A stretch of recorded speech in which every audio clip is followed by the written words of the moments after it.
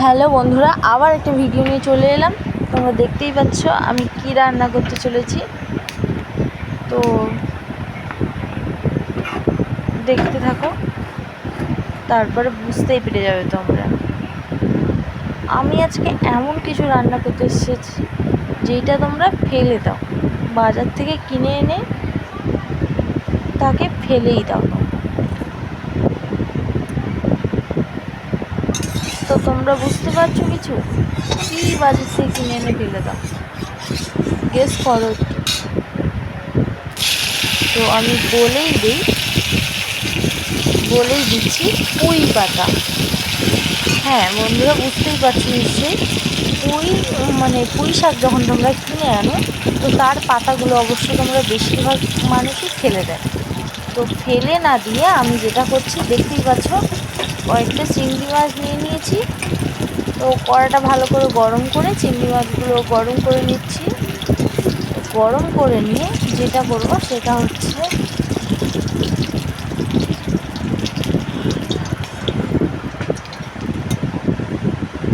সামান্য কিছু দিয়ে একটা রান্না করে ফেলছি। তোমরা দেখতেই পাচ্ছ অবশ্য। তেলটা ছিল সেই তেলে আমি একটু পেঁয়াজ কুচি নিয়ে নিলাম। পেঁয়াজ আর রসুন একটু কুচিয়েছিলাম, একসাথেই ছিল। পেঁয়াজ আর রসুন একটু কুচিয়ে নিয়েছি। তো একসাথেই কুচিয়ে নিয়েছি রসুনটা একদম ছোটো ছোটো করে। তো কুচিয়ে নিয়েছি অল্প একটু রসুন আর পেঁয়াজ। তাতে একটু 5 ফোড়ন দিয়ে দেবো।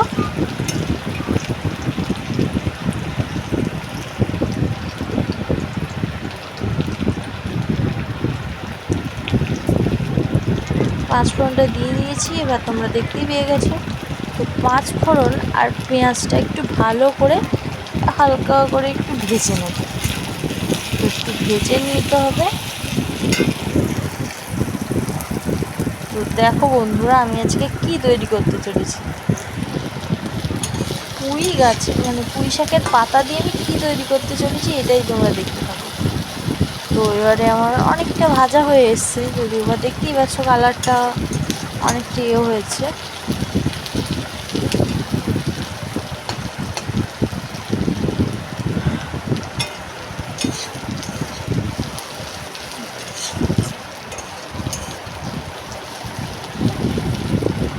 একটু ভালো করে একটু পেঁয়াজটার এটা একটু ভেজে নিই। তো আমিও ভেজে নিচ্ছি ওটা।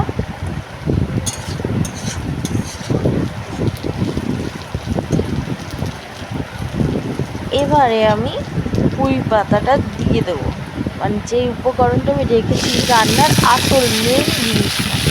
দেখতেই পাচ্ছ, পুঁই পাতার আলু ছোট ছোট করে কেটে এটা একটা চচ্চড়ি বানাতে চলেছি, একটা তরকারি বানাতে চলেছি। তো তোমরা দেখতেই থাকো বন্ধুরা। তো খুবই সুন্দর একটা রেসিপি হবে, তোমরা এটা বাড়িতে বানিয়ে দেখো, খুবই ভালো চলবে। বানিয়ে খেয়ে দেখো, অবশ্যই ভালো লাগবে। তো হালকা একটু নুন দিয়ে দিলাম, নুনটা যেমন পরিমাণে লাগবে তো দিয়ে দিয়েছি। লবণটা দিয়ে একটু মাখিয়ে নিচ্ছি, আনাজের সাথে মাখিয়ে নিচ্ছি। তো দেখতে থাকো, ফুল ভিডিওটা দেখতে থাকো, তবেই তোমার বুঝতে পারবে এটা কী হতে চলেছে। দেখতেই থাকো, দেখো কতটা হয়ে যাচ্ছে। তো এবারে আমি হলুদটা দিয়ে দেবো, দিয়ে দিয়েছি দেখতে পাচ্ছ। তো হলুদটা দিয়ে একটু ভালো করে নেড়ে নেবো, নিয়ে এবারে নাড়তে থাকবো একটু মাঝে মধ্যে করে রেখে।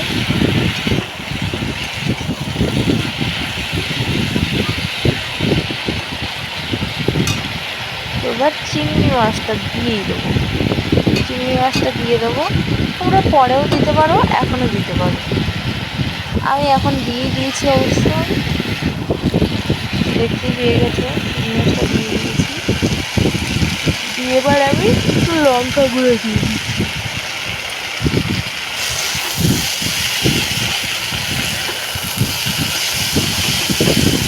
ঝালের জন্য আর একটু কালারও আসবে তার জন্য।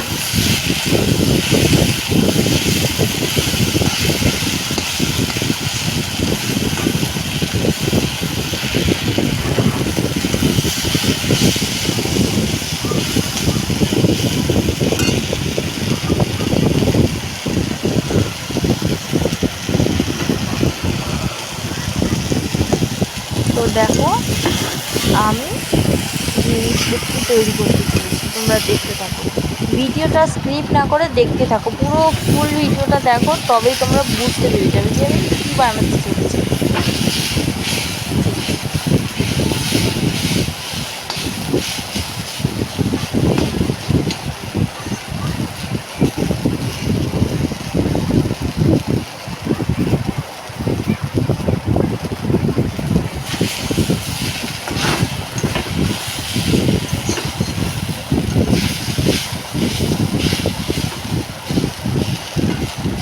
আর এই যে পুঁই পাতাটা দেখছো, তো এটা আমার বাড়িরই গাছের, মানে আমাদের বাড়িরই গাছ, আমার বাড়ির গাছে পুঁই শাক থেকে পুঁই পাতাটা নিয়ে এই রান্নাটা করেছি।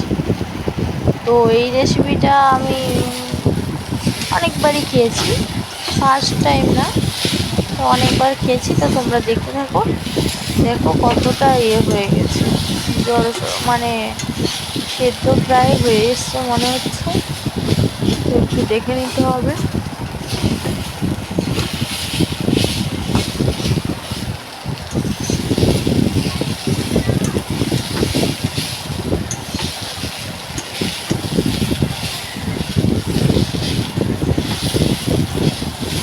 একটু ভালো করে নেড়ে চেড়েই রান্নাটা করো, কারণ তো দেখো চচ্চড়িটা, মানে এটা অবশ্য চচ্চড়ি করছি, এটা বলেই দিই, একটা তরকারি বললে চলে।